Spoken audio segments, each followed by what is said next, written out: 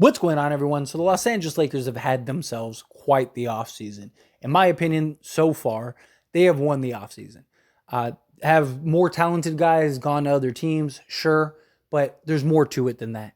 The Lakers didn't overpay for a single guy. They added real quality depth. They maintained and kept all of their key role guys, all of their key core guys. They stayed young. They got bigger. I mean, this team is massive. Massive. The smallest guy on the roster is Gabe Vincent at 6'3". Everyone else is 6'5" or bigger. That is a big team and a big roster. They're all versatile. You got plenty of switchability. You got full guard depth. You got your front court locked up, your back court locked up. You got the perimeter and all your wing depth. You got everything you could ask for, everything you could want. Right? I mean, look at this roster. This is ridiculous. Right? You got so much just versatility, so much switchability. You got so much talent front to back. In my opinion, the Lakers are the deepest team in the league. Front to back, they're the deepest team in the league. There is a real argument. Again, Gabe Vincent is going to be our sixth man, and he was just the starting point guard and was huge for Miami on an NBA Finals run. Right? And now he's going to be our Dennis Schroeder replacement, who I think is going to be a more consistent, well-rounded Dennis Schroeder. The Lakers needed size and shooting. They got that, right? They got a guy in Taurean Prince that could play 2, 3, or 4. Got a guy in Cam Reddish that could play 3, 4, or 5. You know, was able to have a killer draft. That's another thing too, right? The Lakers need credit for the draft that they had. And look, Darvin Ham is definitely going to have his work cut out for him because he's got to figure out how to get all these guys minutes. Right? He's got to figure out the rotation. How is he going to go about it? Like, what lineups work? You know, it's going to be a lot of trial and error. It's going to be a lot of like, you know, let's go with this unit. Let's go with that unit, right? That's what the point of an off season, a preseason, a training camp, a full 82 game season. That's what it's all about, right? You figure it out and you do the trial and error and you figure it out by playoffs. And then you go, okay, who are our 8 or 9 guys? And you go that route. But over the course of the regular season, in my opinion, there shouldn't be a single player playing over 30 minutes, especially LeBron and AD. LeBron and AD should almost never play over 30 minutes, right? Like, obviously, if it's a tight game and LeBron and AD are at like 28 minutes, you're not going to be like, oh, well, that's it. You know, no, go try to win the game, right? But regularly, night in and night out, we shouldn't be seeing Anthony Davis playing 35 minutes, LeBron James playing 35 minutes, right? If you could play them both 25 minutes, play them both 25 minutes. Let the young guys, let the young bucks go to work. That's why you got this depth. That's why you got this talent. Let them cook. Let them go to work, right? But I say that because the Lakers aren't done. And the Lakers still have a couple roster spots open. They're still supposed to make some plays. The Lakers are looking to add another center. And there's some speculation in that regard. And the Lakers could potentially bring back Malik Beasley, all that jazz. But I definitely think the Lakers still need a few things. I really like the Lakers guard play, as I mentioned. I really like our forwards. I really like our just perimeter and our front court. We absolutely need another big man, in my opinion.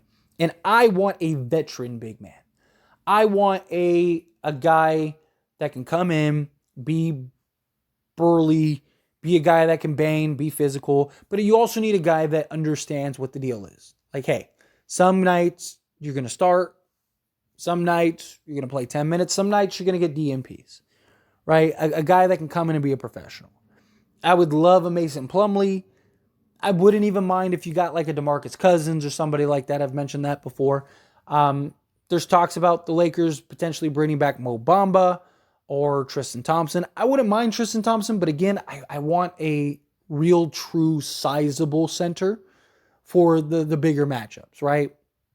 Now, look, I love the Jackson Hayes pickup.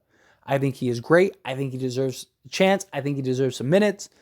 I think you should really give him an opportunity.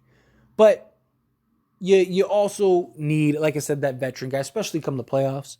You don't want to have to rely too heavily on Jackson Hayes. He's still very raw. He's a development guy. He's 23 years old, right? Go get an adult, Go get a guy that's been there, done that, understands, and can come in. So when games are on the line or it's a game 7 and you need to spell Anthony Davis and let him get a little rest, right? You can put in the adult and trust that he's going to be able to hold it down till AD's ready to go, right? That's what I want to see. And I want true size. Now, look, if the Lakers, for whatever reason, if they can get Christian Wood on a vet minimum, go get Christian Wood. I know he's not a sizable center. I know he's not like the things that I mentioned that I want. But at that point, he's the most talented. He might be one of the most talented guys left on the market. If you can go get him on a vet minimum deal, you go do it, right? At that point, you go do it. That's like kind of the one exception. I don't mind bringing in Mo Bamba. My problem is that like you already have Jackson Hayes that you need to develop. You have Colin Castleton, who I really like and you need to develop. Do you really want 3 development centers? I don't think that that's like what the Lakers need. I think you need that guy that you can trust. I think you need that adult, that guy that can really kind of come in and round out the Lakers roster and kind of fill in the gaps.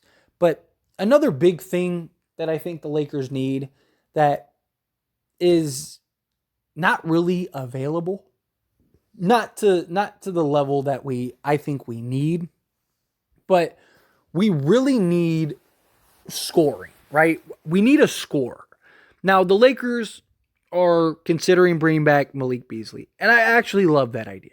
I do, because his upside is massive. Like, he's a guy that by himself can win you a game, right? When he's on, he's on. And he's a guy that can, give you 8 threes on any given night, be a threat. He also wouldn't need to have as much of an impact as he did previously, right? Like, Malik Beasley becomes unplayable. It's like, now what? Like, what do we do, right? Luckily, we're able, like, Lonnie Walker was able to step up. But, like, then when he started struggling, it was like, now what, right? It's like, man, we're running out of options here on just playable guys. Where now it's like, well, now you got Taurean Prince. You got Gabe Vincent. You got so many guys now that the Lakers, Beasley's not going to need to necessarily have as much of an impact. And to me now, he would be a low risk, high reward type guy, right? He's a guy that you could bring in, could get hot, would play great with the rest of this roster, fit in nicely, kind of give him that sharpshooter, that dead-eye shooter, kind of be like the specialty player that comes in, get him on a more reasonable contract at that point. I really do like the idea of Malik Beasley coming in. I would like him to be more consistent, right? Like, he's always been a streaky guy, right? Just who he is. He's either, I'm going to give you 8 to 10 threes a game over a 10-game stretch, or I'm going to give you a 1 to 2 threes a game over a 10-game stretch. I would rather see him kind of be in the middle, right? Like, I would rather, instead of him being like hot and cold, can you just give me like 3 to 4 threes a game consistently? Like, yeah, you're going to have that game here and there where you just can't find the bottom of the basket. You're going to have those games here and there where you just can't miss the bottom of the basket, right? You're just lights out. Cool. But over the course of a season, can you be more consistent? That would be nice, right? And maybe with not needing as big of a role, maybe that would be valuable. Maybe that would really help. But we need a scorer. We need somebody that can just go get a bucket. Like, think of a, Malik Beasley or Malik Monk, right? He's a guy, like, his specialty is just buckets, right? He go get you. He can go off for 30 on any given night. The Lakers, in my opinion, need that. Like, D'Lo is supposed to, and ideally that he's kind of that guy. Austin Reeves ideally is kind of that guy, but they're not as natural of a scorer, right? We need even a Terry Rozier almost, like a guy that just can be a 3-level scorer and just kind of focus on scoring. Like, think of like a Lou Williams, right? Something like that, where you're bringing him in to just go get buckets and close and hit shots down the stretch. That's why somebody like Kyrie would have been perfect, because that's what the Lakers need. The Lakers' issue was closing out games. Like, that was a problem for the Lakers all season, and even in the playoffs, and especially that Denver series. The entire Denver series was decided by 24 points. The Lakers were in every single one of those games, and they failed to close down the stretch. And the problem is your one real closer is LeBron James, but he's more at the basket type closer, at the basket type finisher. He's not a let me cross you up and knock the shot down off the dribble type guy, right? He's not really like a natural just bucket getter. He's more of like, I'm just going to put my head down, bump you out the way, go knock down the shot. And he's also streaky shooting, right? So that becomes an issue. And I think the Lakers really could use somebody like that. The problem is there's not really anybody on the market, right? Maybe Austin Reeves can evolve into that better. Like he did have games down the stretch, like that Memphis series, did a great job, especially that game 1 where he was just lights out. We need somebody else like that. And look, maybe D'Lo takes that next step and he's able to do that. Maybe now he's more comfortable because he's kind of found his place and he's built that chemistry, right? The only real option that's out there, in my opinion, is, bringing back Lonnie Walker maybe, right? But is he worth bringing over Malik Beasley? Now, some people might say yes.